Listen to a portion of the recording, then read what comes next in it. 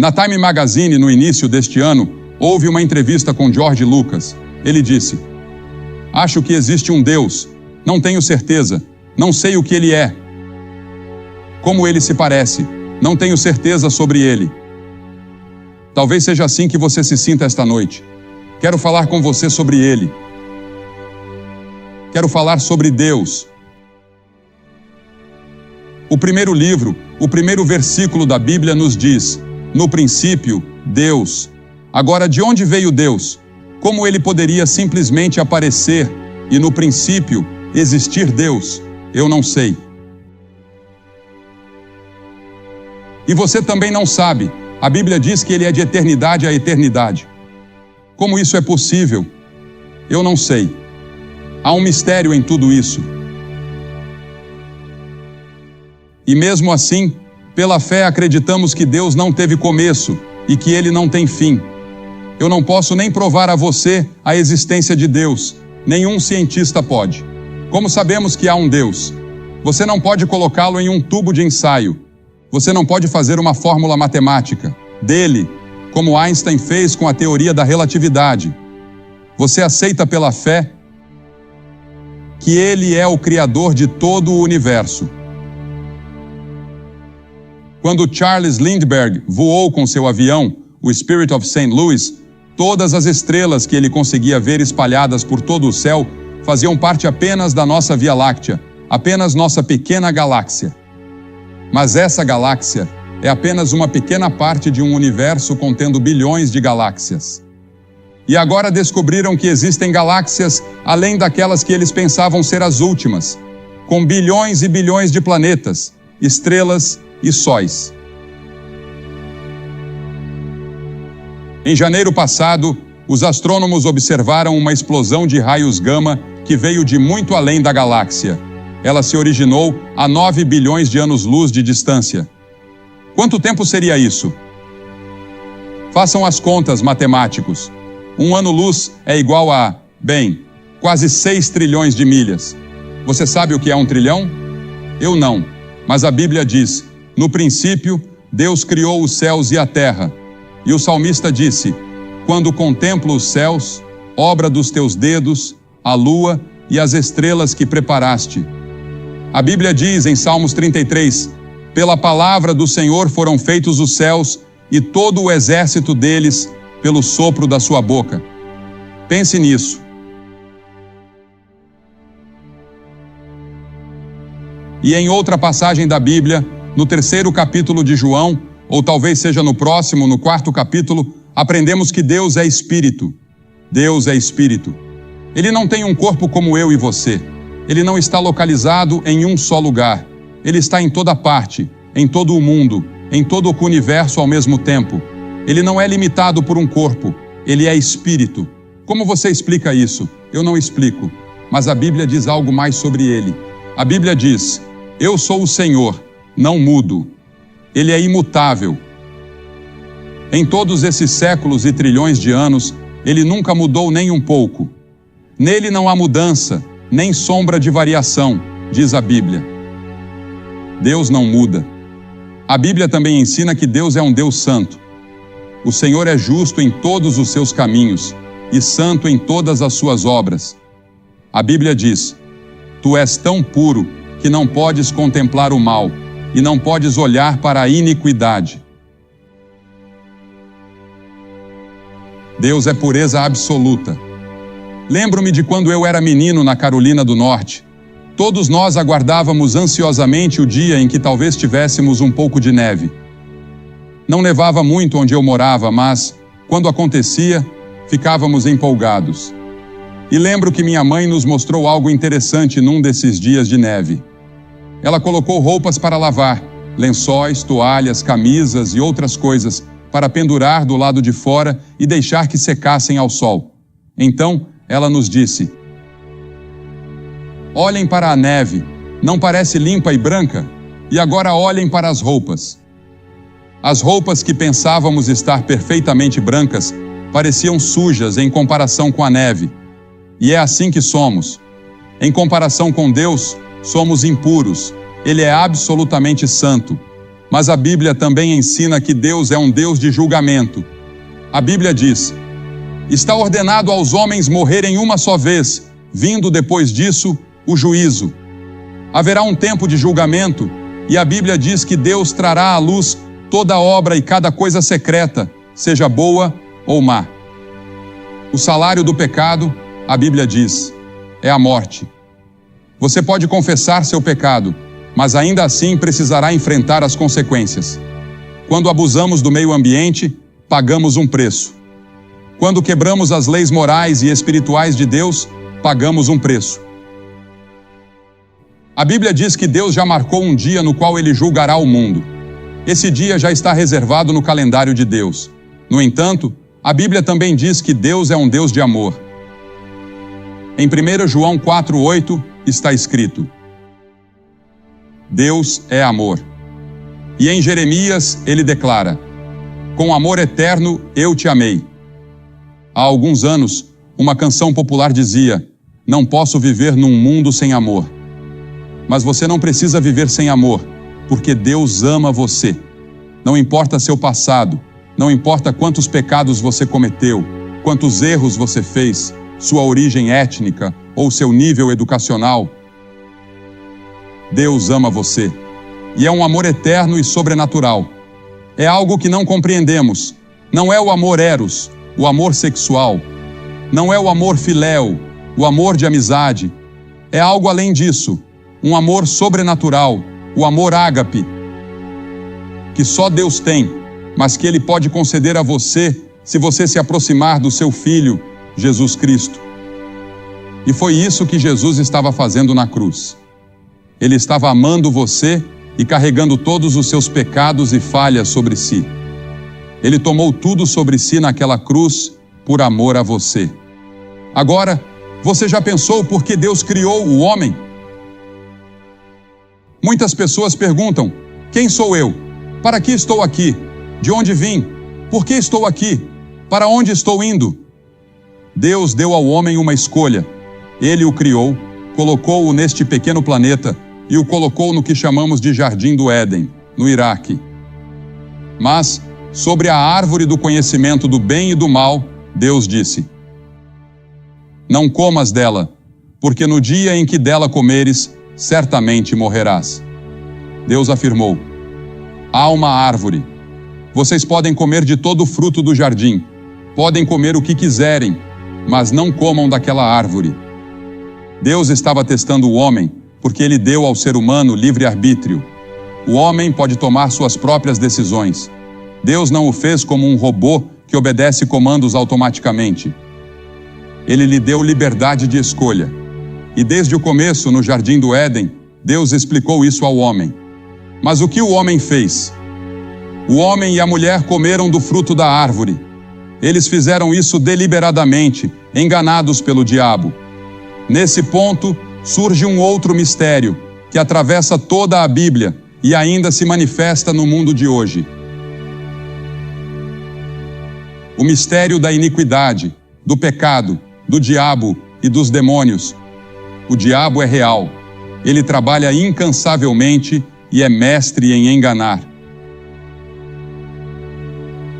A Bíblia diz que ele pode se disfarçar como um anjo de luz. Ele é extremamente astuto, se infiltra silenciosamente e surge nos seus pensamentos, na sua mente. Sabemos que há algo errado. Lemos os jornais, assistimos à televisão e sentimos que algo está errado no mundo. E essa é a raiz de muitos dos problemas que enfrentamos, incluindo o problema racial. É o pecado. Por trás de todas essas questões está o pecado. Pecar é violar a lei moral de Deus, infringir os 10 mandamentos, desobedecer ao Sermão da Montanha. E hoje vivemos uma situação desesperadora. Em minha opinião, grande parte do mundo está ficando mais pobre, enquanto uma parcela menor está se tornando mais rica. Um dia haverá um confronto, como sempre acontece. A humanidade tem uma doença terminal, pois o mistério da iniquidade já opera, como diz a Bíblia em 2 Tessalonicenses 2,7. Quantos dos 10 mandamentos você não conseguiu cumprir? A Bíblia afirma: todos nós, Como ovelhas, nos desviamos. Cada um se voltou para o seu próprio caminho. Queremos fazer nossa vontade, não a de Deus, e isso é pecado. Portanto, nossos problemas fundamentais não são sociais ou educacionais, eles são espirituais. O problema é o pecado, que é a violação da lei de Deus. O salário do pecado é a morte, diz a Bíblia, mas o dom gratuito de Deus é a vida eterna, por meio de Jesus Cristo, nosso Senhor. O pecado nos aliena de Deus, separa-nos dele. Você é espírito, você tem um corpo, mas dentro do seu corpo há um espírito, uma alma. E quando você morre, o que acontece? Você já esteve à beira da morte de alguém e viu essa pessoa partir para a eternidade? Você se perguntou o que aconteceu? Bem, a pessoa real, a essência dela, deixa este corpo. Este corpo vai se desintegrar, apodrecer e voltar ao pó, mas o verdadeiro você continuará vivendo, porque o verdadeiro você sai do corpo. E se você conhece Cristo como seu Senhor e Salvador, você vai direto para a presença dele e passa a eternidade com ele. Agora, a morte tem 3 dimensões. Há a morte natural. Todos nós vamos morrer. Quando John Kennedy Jr. e sua esposa Carolyn embarcaram naquele avião semanas atrás, que ele próprio pilotaria, eles nunca imaginaram que não voltariam para casa. Como outros jovens da idade deles, tinham grandes sonhos para a vida, para suas carreiras, para o casamento. Eles eram algumas das pessoas mais maravilhosas que já conheci. Duvido que tenham considerado a possibilidade de não viver para ver seus sonhos realizados. Depois, há a morte espiritual. O espírito que vive para sempre morre no sentido de que se torna alienado de Deus. E então, a Bíblia fala sobre a morte eterna. Algumas das palavras usadas por Cristo no Novo Testamento para descrever a pena pelo pecado são perdido, perecer, condenado, punição, tormento, inferno. Você pergunta, você acredita nisso? Sim, eu acredito. Acredito que o que a Bíblia ensina é verdadeiro. Se Jesus disse que existe um inferno, então existe um inferno. Eu não gosto de pensar nisso, nem de falar ou pregar sobre isso, mas Jesus pregou. Ele falou mais sobre o inferno do que sobre o céu. A Bíblia nos diz que Jesus Cristo levou nossos pecados na cruz, pois aquele que não conheceu o pecado, Deus o fez pecado por nós. Pense no que é ser pecado. Na cruz, foi isso que Jesus se tornou, pecado. Seus pecados, os meus. Todas as coisas ruins que fizemos, todas as mentiras que contamos, toda a luxúria que já tivemos, tudo estava sobre ele naquela cruz. E o verdadeiro sofrimento dele não foi físico, por mais terrível que tenha sido. Foi um sofrimento espiritual. Ele carregou nossos pecados.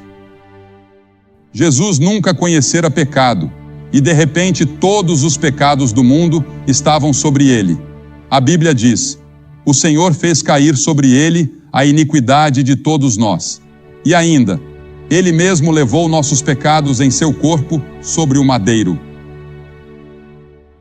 Cristo, o justo, sofreu pelos injustos. Ele morreu por você porque ama você. E da cruz, Deus está dizendo, eu amo você, eu amo você, eu amo você. Estou entregando meu filho por você. Ele está tomando o seu lugar.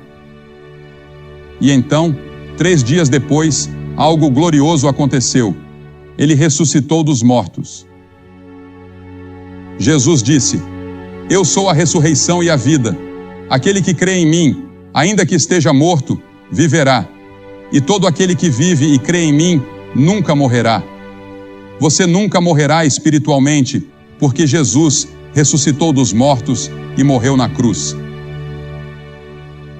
A Bíblia diz em Romanos 10:9, se com a tua boca confessares Jesus como Senhor e em teu coração creres que Deus o ressuscitou dentre os mortos, serás salvo. E isso pode acontecer com você, aqui e agora. O que você deve fazer em resposta? Para saber que seus pecados foram perdoados, para ter a certeza de que você irá para o céu e para ter absoluta confiança de que seu coração está em paz com Deus, primeiro você deve se arrepender dos seus pecados. Mas o que significa arrependimento? O primeiro sermão que Jesus pregou foi sobre arrependimento, registrado em Mateus 4. Alguém disse certa vez que arrepender-se significa estar tão arrependido a ponto de parar de pecar. O apóstolo Pedro declarou: "Arrependei-vos, pois, e convertei-vos, para que sejam apagados os vossos pecados." Deus ordena que todos os homens em todo lugar se arrependam. Ele dá essa ordem em Atos 17. Arrepender-se significa mudar de direção, dar meia volta e seguir no caminho oposto. Você pode dizer: "Mas Billy, eu tentei abandonar algumas das coisas que sei que são erradas e não consigo. Estou preso a elas." No entanto, você pode ser libertado pelo poder do Espírito de Deus. A segunda coisa que você deve fazer, além do arrependimento, é vir a Deus por meio da fé. Agora, fé não é um salto cego e irracional na escuridão. Fé é compromisso. Quando minha esposa e eu nos casamos, não cruzamos os dedos. O pastor não disse: "Enquanto durar o amor." Ele disse: "Até que a morte os separe." A Bíblia ensina que a fé vem pelo ouvir, e o ouvir pela palavra de Deus. Devemos nos comprometer completamente. Vi uma charge que expressava isso muito bem. Alguém escreveu para o pastor: "Querido pastor, o que significa quando Deus perdoa você?" E o pastor respondeu: "Significa que todos os seus arquivos foram deletados." E isso é verdade. Todos os nossos erros são apagados, e é exatamente isso que Deus faz. Você não precisa sair daqui hoje preocupado com os erros que cometeu. Tudo foi resolvido na cruz, e você pode receber esse perdão por meio da fé. Fé significa compromisso. Quando eu subi neste palco hoje à noite, foi a primeira vez que estive aqui. Mesmo nunca tendo estado aqui antes, eu me comprometi, acreditando que aqueles que o construíram fizeram-no para suportar uma pessoa ou várias. Isso é compromisso. Você já comprometeu sua vida a Cristo dessa forma? Você tem certeza de que se morresse hoje à noite, estaria pronto para se encontrar com Deus? Se houver qualquer dúvida em seu coração, resolva isso hoje. Vou pedir que você faça algo que talvez o deixe intrigado, confuso ou incerto. Talvez você já tenha ouvido falar sobre a maneira como pedimos às pessoas que recebam Cristo. Hoje à noite, vou pedir que você o receba em seu coração pela fé. Comprometa sua vida a Ele e peça para que entre em sua vida, a transforme e lhe dê uma paz e uma alegria que você nunca conheceu. Vou pedir que você se levante do seu assento e venha aqui para a frente. Depois que todos estiverem aqui, vou dizer algumas palavras a vocês e faremos uma oração juntos. Haverá um conselheiro disponível, caso você queira conversar com alguém. Também lhe daremos alguns materiais para ajudá-lo na sua caminhada cristã. Você pode ser protestante ou católico. Pode ser um líder em sua igreja, talvez até o pastor de uma igreja. Eu não sei. Você pode ter sido uma pessoa boa a vida inteira, mas de alguma forma, lá no fundo, você não tem certeza sobre seu relacionamento com Cristo e deseja resolver isso hoje. Levante-se agora e venha aqui para a frente. Se você está acompanhado de amigos ou familiares, eles esperarão por você. Isso levará apenas alguns momentos, mas é um momento para a eternidade. Hoje à noite diga: Senhor, peço desculpas pelos meus pecados. Eu me volto para Ti pela fé e recebo Jesus, que morreu por mim. Quero ter certeza do meu relacionamento com Deus.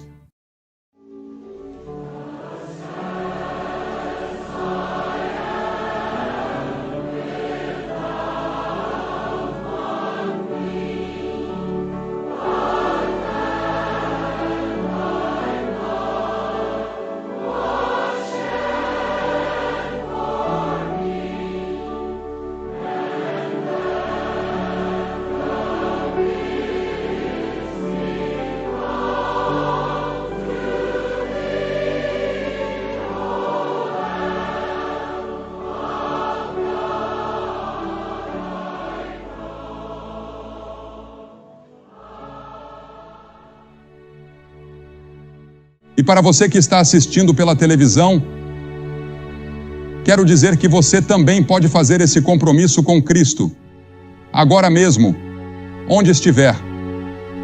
Não importa onde você esteja, você pode estar assistindo em um saguão de hotel, em um quarto de hotel, em um bar ou em casa.